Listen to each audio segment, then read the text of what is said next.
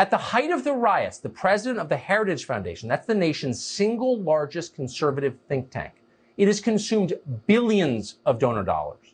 The president of Heritage wrote an op-ed accusing America of being irredeemably racist.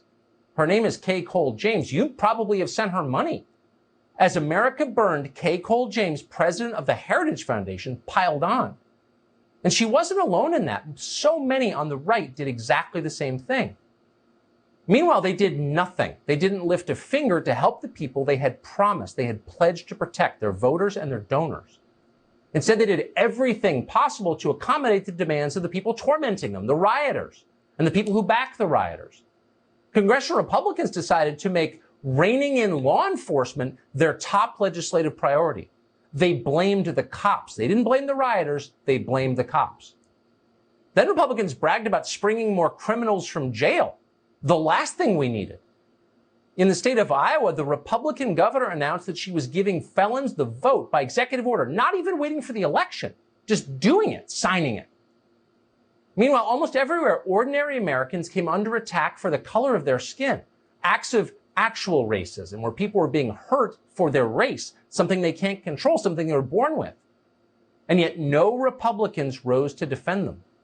Republicans refused even to defend the principle of equality under the law, the foundation of this country, the most important thing we have, not defended. Really, in the end, the only people who gained anything in the revolution were the ones waging it. Our leaders, very much including our Republican leaders, shamefully, were focused on meeting their demands. So what should we conclude from what we just saw? The message, unfortunately, could not be clearer. Voting is for fools. You vote, you put these people into office with your votes, and in return, they patronize you. And when it matters, they abandon you. They have contempt for you. You know they do. You can smell it. It's obvious. Voting doesn't work. But when you riot and you burn things and you hurt people, you get a very different response. When you do those things, our leaders snap to attention. They tiptoe around your feelings, as Republicans are. They give you what you want, as Republicans are. Rioting works. That's the message they're sending. Think about that. It's the most dangerous possible message you can send because it guarantees more violence. You've got to wonder how all of this would have played out if Barack Obama was still president. Let's say it was the summer of 2011, right before Obama's re-election campaign started in earnest.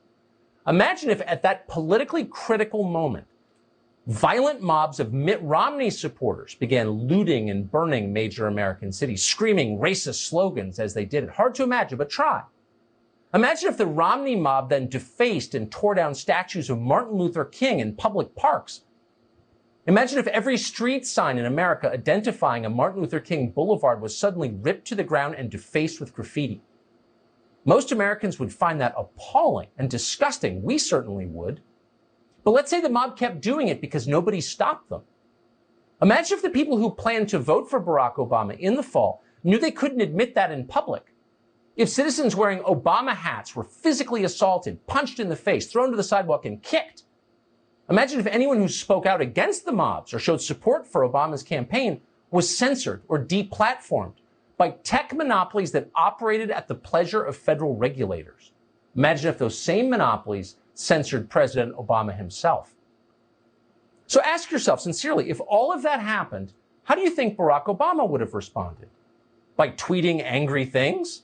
By effectively apologizing to the mob, meeting their demands for, quote, reform, and then declaring a new national holiday at their request?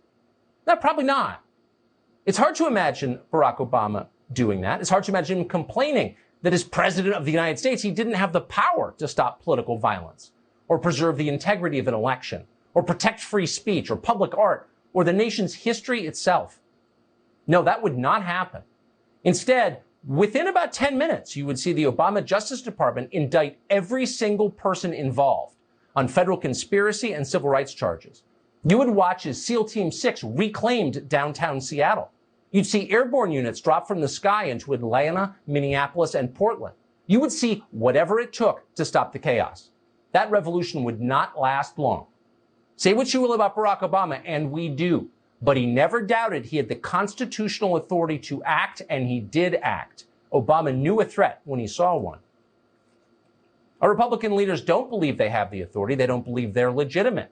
They don't see the threat. They don't want to see the threat because they know they can't face the mob. They know they're too weak. And so they offer trinkets and hope the mob will go away, but it won't. Mobs can't be sated.